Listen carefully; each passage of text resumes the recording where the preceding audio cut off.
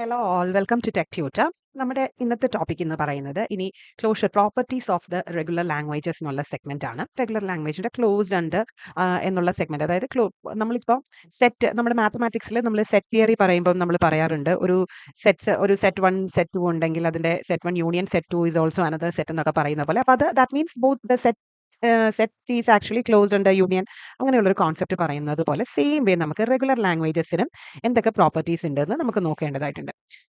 First തന്നെ നമ്മൾ നോക്കുന്നത് closed under simple set operations.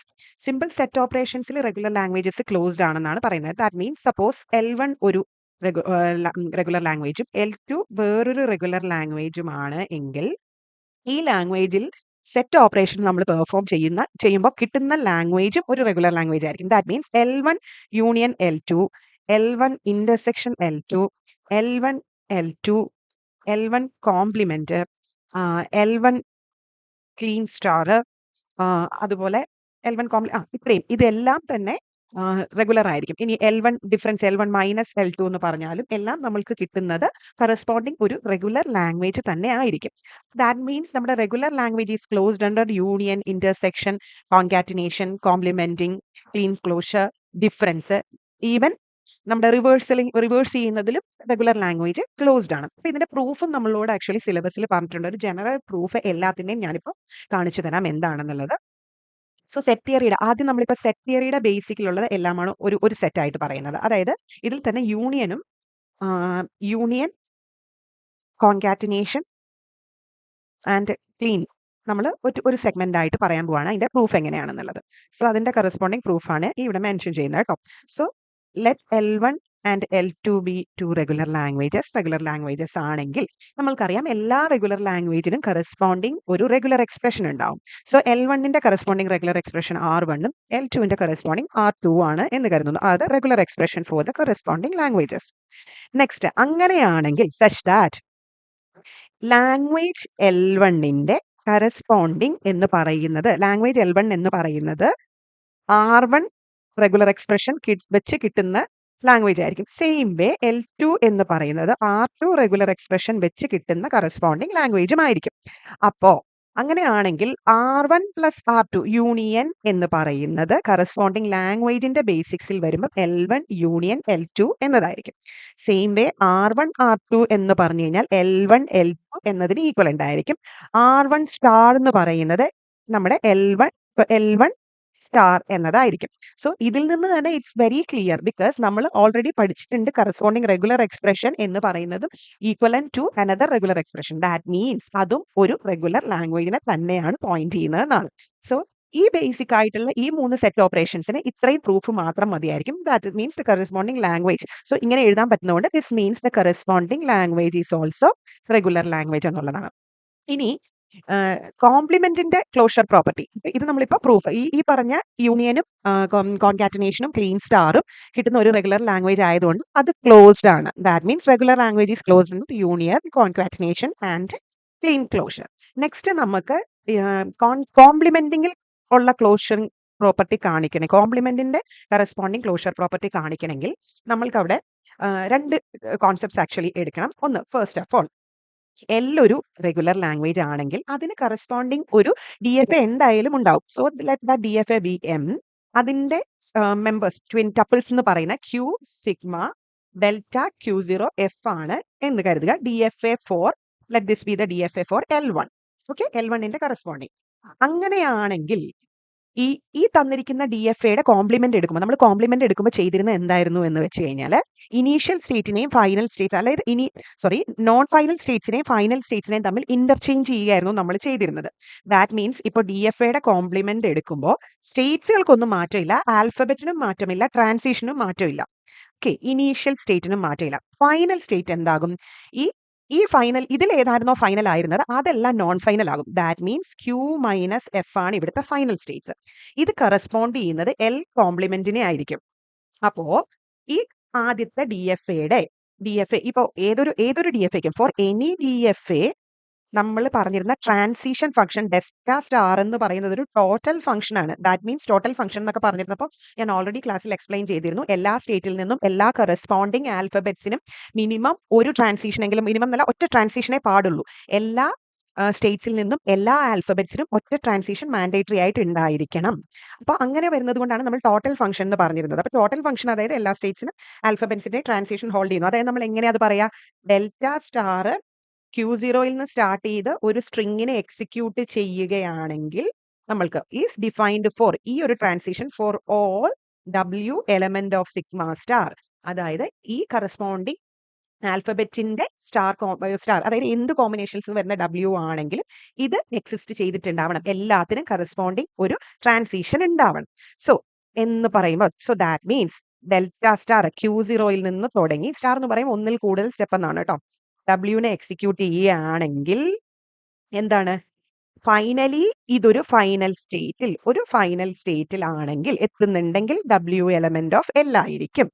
Same way or complement ആണെങ്കിലോ ഡെൽറ്റ സ്റ്റാറിൽ തുടങ്ങി ഡെൽറ്റ Q0യിൽ തുടങ്ങി W എക്സിക്യൂട്ട് ചെയ്ത് ഫൈനലി ചെന്ന് നിൽക്കുന്നത് Q-F ആണെങ്കിൽ ആ W element of L complement ആയിരിക്കും. അപ്പോൾ ഇങ്ങനെ ഒരു സെഗ്മെന്റ് എന്തായാലും വരുന്നത് കൊണ്ട് കോംപ്ലിമെന്റും ക്ലോസ്ഡ് ആണ് എന്ന് നമുക്ക് മെൻഷൻ ചെയ്യാൻ പറ്റും. ക്ലോസ്ഡ് ആണ്. സോ ഇതാണ് കറസ്പോണ്ടിങ് കോംപ്ലിമെന്റ് ക്ലോസ്ഡ് ആണെന്നുള്ളതിന്റെ പ്രൂഫ്. നെക്സ്റ്റ് നമുക്ക് ഇന്റർസെക്ഷന്റെ പ്രൂഫ് കൂടെ നോക്കാം. ഇന്റർസെക്ഷനിൽ എങ്ങനെയാണ് പ്രൂഫ് മെൻഷൻ ചെയ്യുന്നതെന്ന് കൂടെ നോക്കാം. ഇന്റർസെക്ഷൻ എന്ന് പറയുമ്പോൾ രണ്ടെണ്ണത്തിന്റെ എന്താണ് കോമൺ ആയിട്ടുള്ളത് മാത്രം ഹോൾഡ് ചെയ്യുന്നതും ആക്ച്വലി ഒരു DFA ആണെന്നാണ് നമ്മൾ മെൻഷൻ ചെയ്തത്.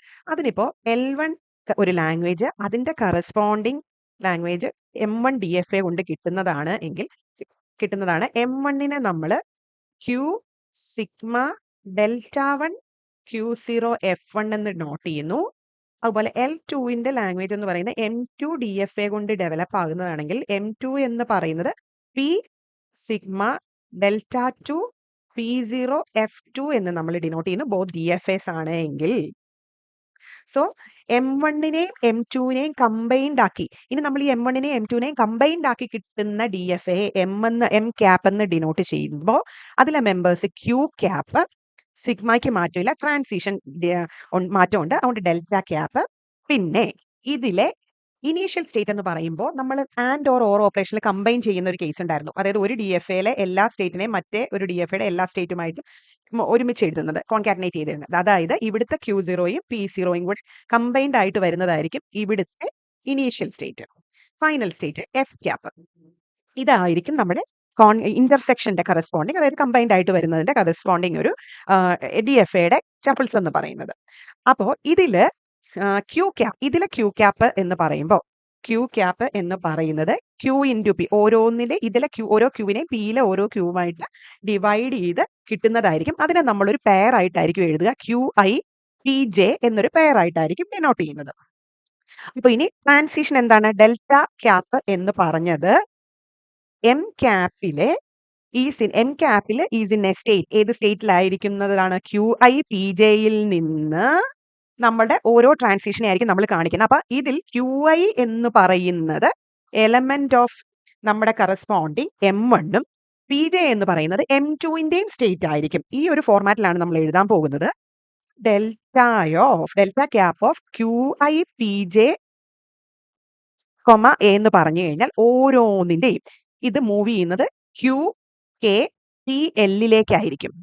അപ്പോ ഇത് എന്ന് പറയുന്നത് ഇൻഡിവിജ്വലി M1ലും M2ലും ഉണ്ടായിരുന്ന ട്രാൻസിഷൻസ് ആണ്. അതായത് വേർ QI, A എന്ന് പറയുന്നത് QKയിലേക്കും in M1 and PJ, A എന്ന് പറഞ്ഞിരുന്നത് PLലേക്കും ഇൻ M2ലേക്കും മൂവ് ചെയ്തിരുന്ന ട്രാൻസിഷൻ കമ്പൈൻ ചെയ്ത് എഴുതിയിരിക്കുന്നതാണ്.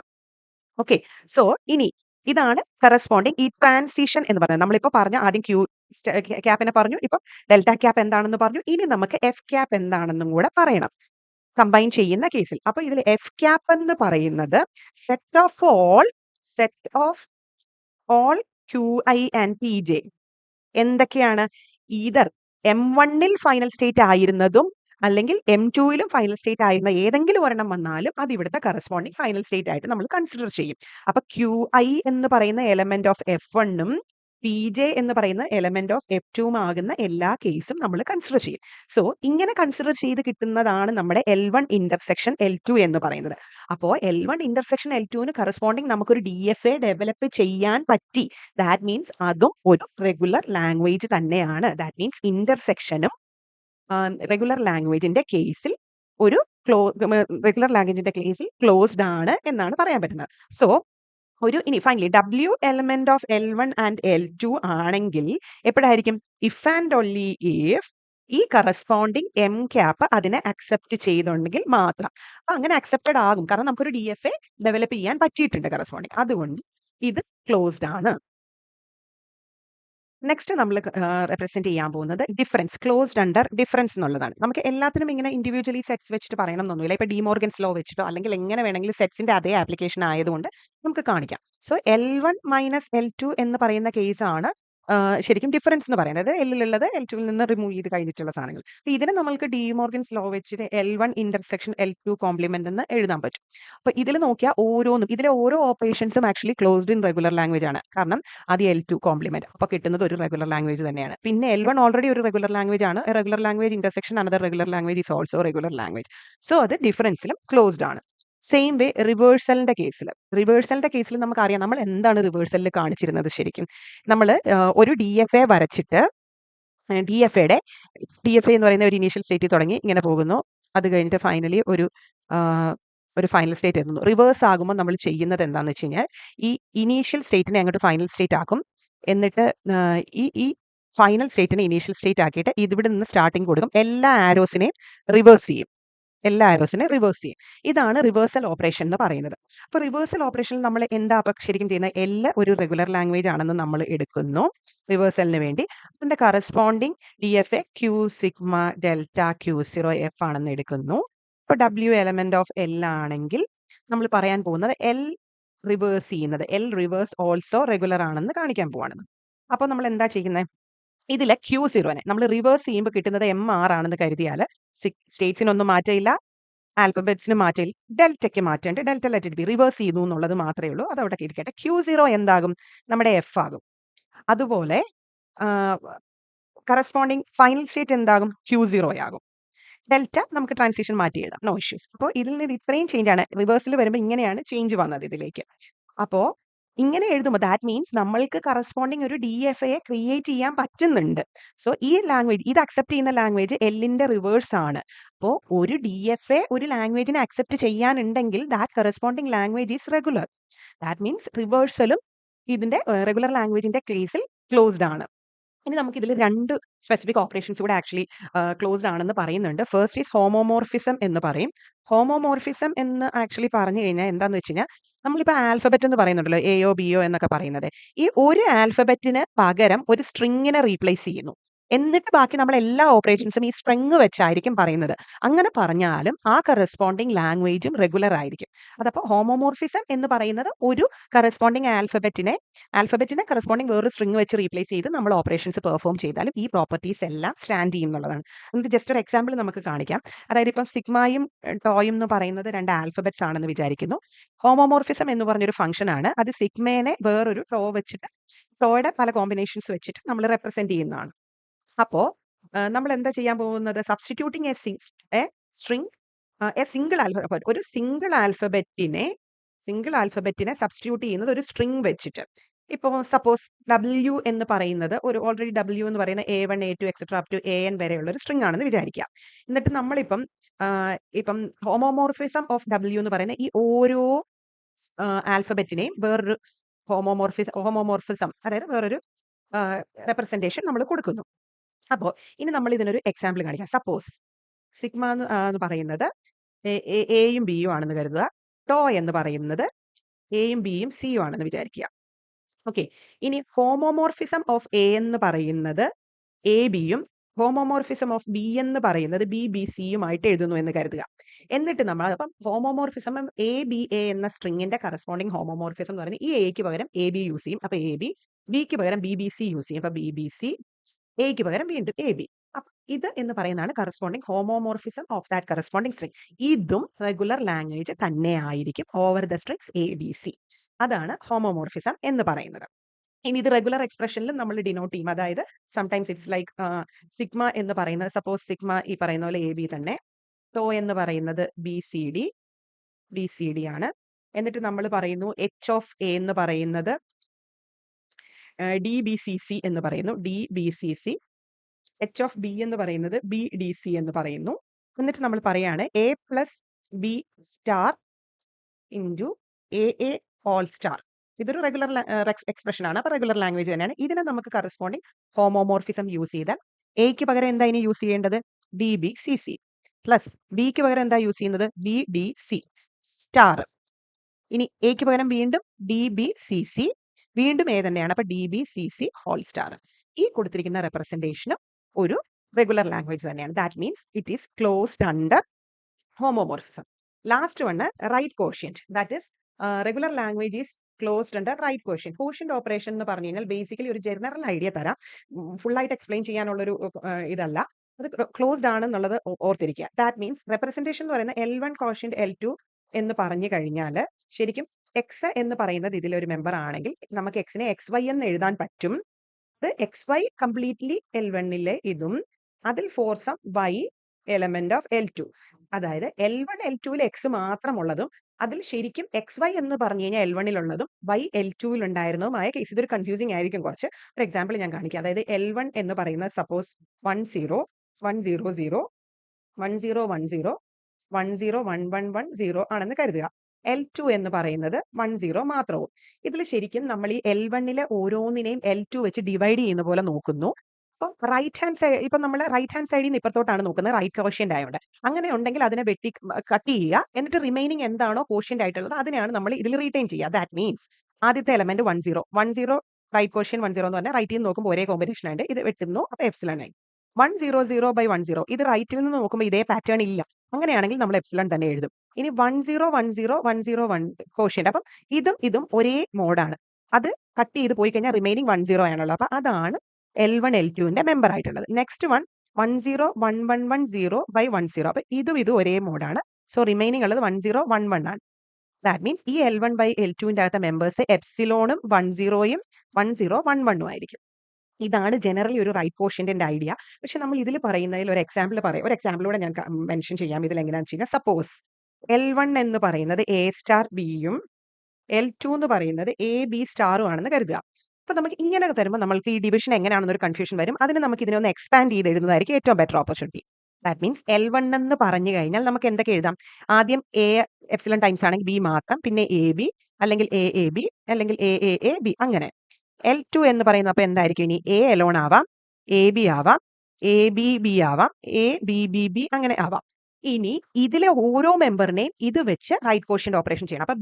അപ്പൊ ആദ്യം ഈ എ എടുത്തിട്ട് ചെയ്തു കഴിഞ്ഞാൽ ഏതെടുത്താലും റൈറ്റിൽ നിന്ന് എ എന്നുള്ള ഒരു പാറ്റേൺ ഇല്ലാത്തതുകൊണ്ട് ആദ്യത്തതിൽ നിന്ന് എപ്സിലോൺ ആണ്. രണ്ടാമത്തത് എ ബി എടുക്കുന്നു. അപ്പൊ എ ബി എടുക്കുമ്പോൾ ഇതും എപ്സിലോൺ ആയി. ഇത് നോക്കുമ്പോൾ എ റിമൈനിങ് വരും. അതായത് A B by A B വരുമ്പോൾ എ മാത്രം റിമൈൻ വരും. അടുത്തതിൽ നിന്ന് നോക്കുമ്പോൾ എ റിമൈൻ വരും. അങ്ങനെ പോയാൽ എ റിമൈൻ വരും. പിന്നെ ഉള്ളത് ഈ മെമ്പറിനെ ഓരോന്നുമായിട്ട് ഡിവൈഡ് ചെയ്താലും എല്ലാം എപ്സിലോൺ തന്നെയാണ് വരുന്നത്. സോ ഇതായിരിക്കും അതിന്റെ regular pattern. So this is also another regular language. So right കോഷ്യന്റും റെഗുലർ ലാംഗ്വേജിൽ ക്ലോസ്ഡ് ആണ്. അപ്പൊ നമ്മൾ പ്രോപ്പർട്ടീസ് ഓഫ് ഇതിൽ ചോദിച്ചാൽ ക്ലോഷർ പ്രോപ്പർട്ടീസ് ചോദിച്ചു കഴിഞ്ഞാൽ സെറ്റ് ഓപ്പറേഷൻസ് എല്ലാം എന്നുള്ള രീതിയിൽ നമുക്ക് മെൻഷൻ ചെയ്യാം. പിന്നെ ക്ലീൻ ക്ലോഷർ എല്ലാം ഇതിന്റെ അണ്ടർ നമുക്ക് മെൻഷൻ ചെയ്യാവുന്നതാണ്. അപ്പൊ ഇതിൽ വിത്ത് പ്രൂഫാണ് ഓരോന്നും ഞാൻ ഇവിടെ സോൾവ് ഔട്ട് ചെയ്ത് കാണിച്ചത്. ഇത് ഓരോന്നും നമുക്കൊരു തിയറട്ടിക്കൽ ക്വസ്റ്റൻ ആയിട്ട് ചോദിക്കാൻ ചാൻസ് ഉള്ളതുമാണ്. അപ്പോൾ എല്ലാവർക്കും ക്ലാസ് ഇഷ്ടമായെങ്കിൽ സബ്സ്ക്രൈബ് ചെയ്യുക, സപ്പോർട്ട് ചെയ്യുക. താങ്ക്